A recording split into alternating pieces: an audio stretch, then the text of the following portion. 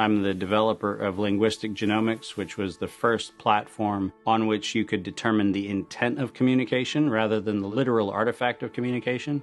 But we've also used that technology for a number of other applications in defense and intelligence and finance, and most notably, in the early 2000s, my company was responsible for bringing down what was, at the time, one of the largest tax frauds in U.S. history. We maintained a series of inquiries into every individual, every organization, and every company that is involved in anything that either blurs the line of biological and chemical weapons or crosses that line in any of 168 countries.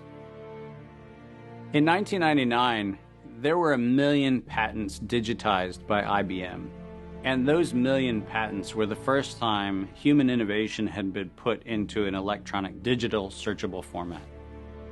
We took that information and we did a very simple exercise using our linguistic genomics technology, where I made the horrific assessment that approximately 1/3 of all patents filed in the United States were functional forgeries, meaning that while they had linguistic variations, they actually covered the same subject matter. In 1999, patents on coronavirus started showing up, and thus began the rabbit trail. March 2003.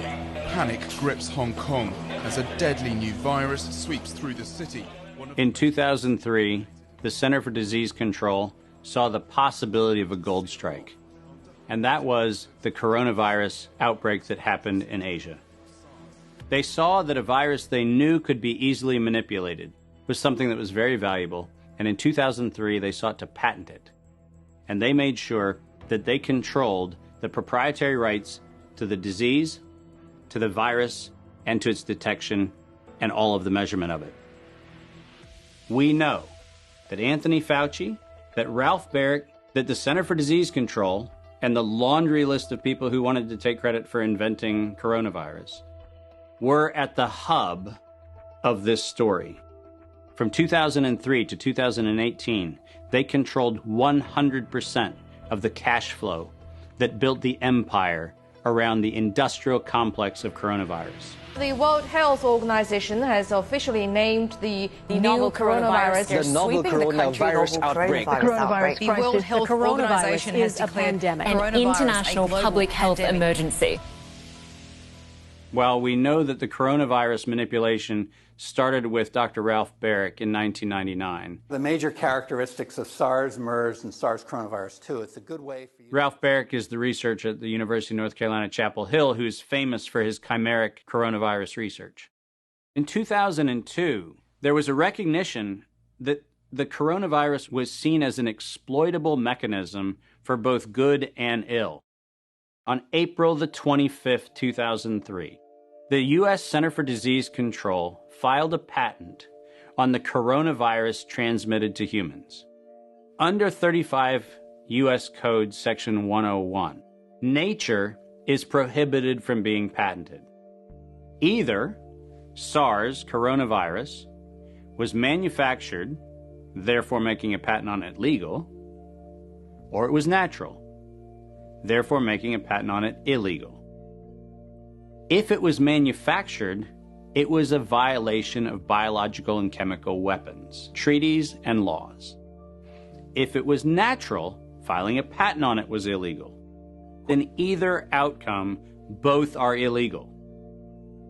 In the spring of 2007, the CDC filed a petition with the Patent Office to keep their application confidential and private. They actually filed patents on not only the virus, but they also filed patents on its detection and a kit to measure it.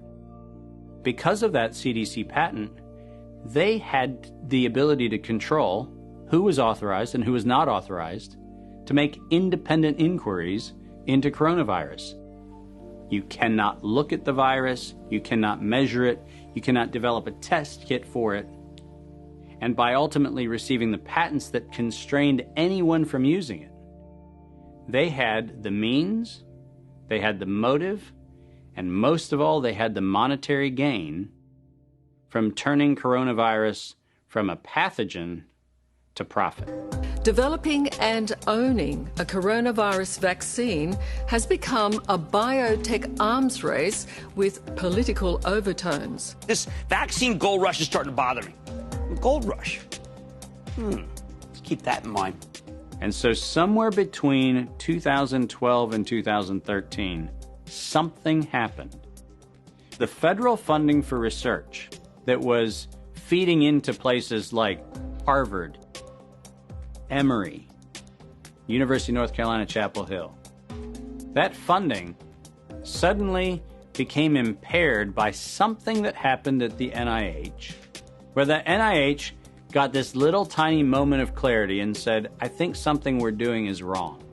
And in 2013, the NIH said, gain-of-function research on coronavirus should be suspended. The National Institutes of Health had a moral and social and potentially legal reason to object to research.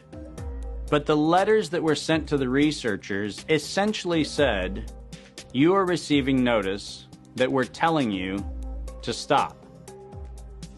And now on the bottom of the page, we're going to clarify what stop means. Keep going.